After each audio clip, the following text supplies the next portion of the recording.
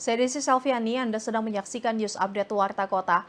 Mantan Wakil Presiden RI Hamzahas meninggal dunia pada usia 84 tahun pada Rabu 24 Juli.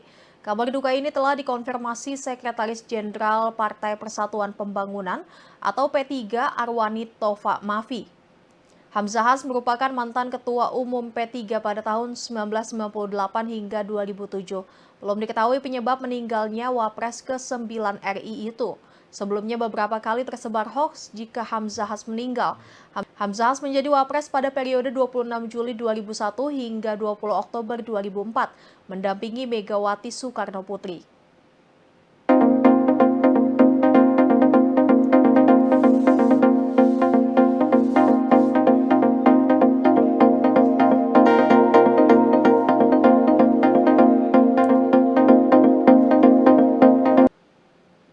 Hal yang ditakuti Sandi Damkar Depok akhirnya terbukti. Sebuah gereja di Cisalak, Sukmajaya, Depok ludes terbakar karena alat damkar yang terkendala.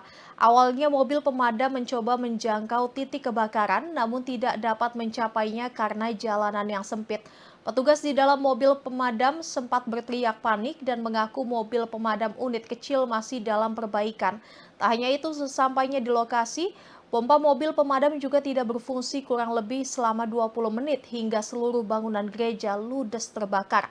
Anggota Damkar UPT Cimanggis, Sandi Butar-Butar, sangat menyesali peristiwa tersebut. Sambil terbata-bata menahan tangisan, ia meminta maaf kepada umat Kristen karena tidak bisa menyelamatkan tempat ibadahnya yang terbakar. Kata Sandi, karena terkendala teknis gereja yang terbakar tidak bisa diselamatkan.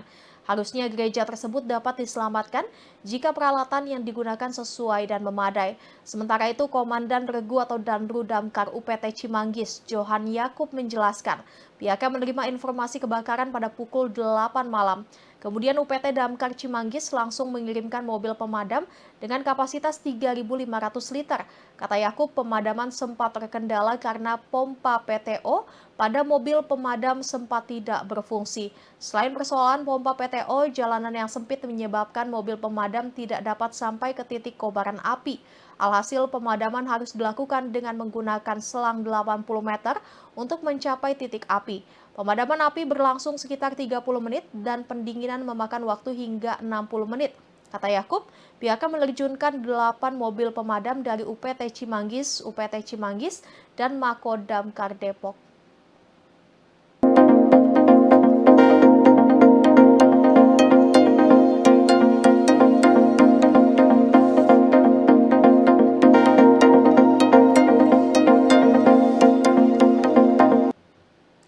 Bintang sinetron Amar Zoni mengikuti sidang kasus dugaan kepemilikan dan penyalahgunaan narkotika di Pengadilan Negeri Jakarta Barat pada Selasa 23 Juli secara daring. Penampilan Amar Zoni di sidang pun bikin pangling. Ia semakin berewokan dan rambutnya cukup panjang selama beberapa bulan berada di dalam rutan Salemba, Jakarta Pusat. Kendati demikian, Amar Zoni tidak bisa menutupi kesedihannya karena terlibat kasus narkotika ketiga kalinya. Terlebih, ia dituntut oleh JPU dengan hukuman 12 tahun penjara. Saat berkas nota pembelaan atau pledoi dibacakan oleh tim kuasa hukumnya, Amar terlihat menangis. Dua anak itu terlihat mengelap pipinya yang basah karena air mata. Meski demikian, mantan suami Iris Bella itu berusaha tegar dan tetap mengikuti persidangan secara online. Tapi air matanya tetap mengalir begitu saja. Kuasa hukum Amar, John Matias, mengatakan kalau kliennya sangat sedih saat mendengar JPU menuntutnya dengan 12 tahun hukuman penjara. Alasan JPU menuntut Amar dengan hukuman 12 tahun penjara dikarenakan terbukti terlibat dalam bisnis jual beli narkoba bersama Akri Ohakai. Matias menganggap tuntutan JPU di luar dari prediksinya. Menurutnya 12 tahun hukuman penjara tidak layak diberikan kepada Amar yang diyakini hanya sebagai pecandu biasa. Matias menganggap selama di rutan, Amar Zoni sangat memikirkan tuntutan JPU yang membuatnya semakin depresi dan dijauhi oleh banyak orang.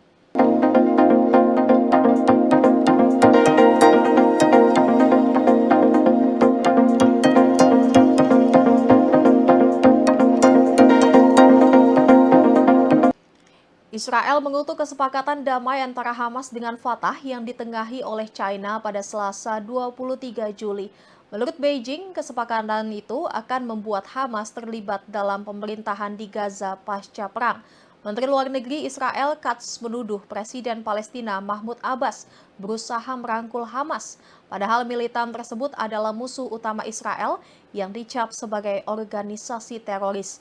Katz menegaskan bahwa pemerintahan Hamas akan dihancurkan di masa depan. Sementara itu, Hossam Badran, anggota Biro Politik Hamas, menggambarkan keterlibatan China sebagai cara untuk melawan pengaruh Amerika Serikat.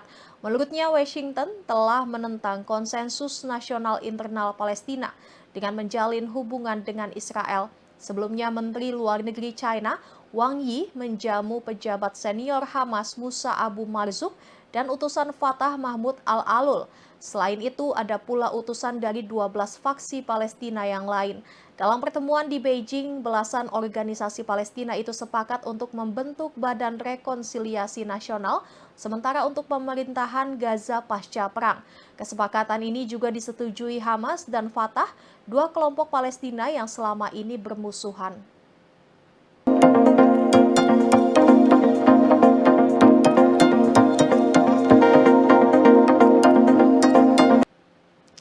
Israel diduga mulai kewalahan menghadapi perang Gaza dengan militan Palestina. Terlebih hingga saat ini Israel telah kehilangan 90 pabrik makanan imbas pemboman dari Hizbullah di wilayah utara pendudukan. Dilansir dari Al-Mayadin, pada Selasa 23 Juli, serangan Hizbullah ke Israel semakin membabi buta dalam beberapa waktu belakangan. Baru-baru ini Hizbullah juga mengaku telah melenyapkan pabrik pangan Israel menggunakan roket. Ada setidaknya 90 pabrik dan 500 pekerja kini lenyap dan tidak tersisa di wilayah tersebut. Dari kehancuran tersebut, otoritas Israel mengalami kerugian lebih dari 100 juta shekel atau sekira 27 juta dolar. Diketahui sebelumnya, pemboman yang dilakukan Hizbullah itu telah membuat pemukiman Zionis terusir.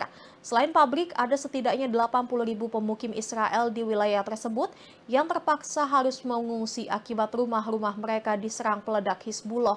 Bahkan puluhan ribu warga Israel itu memangku enggan kembali ke wilayah tersebut.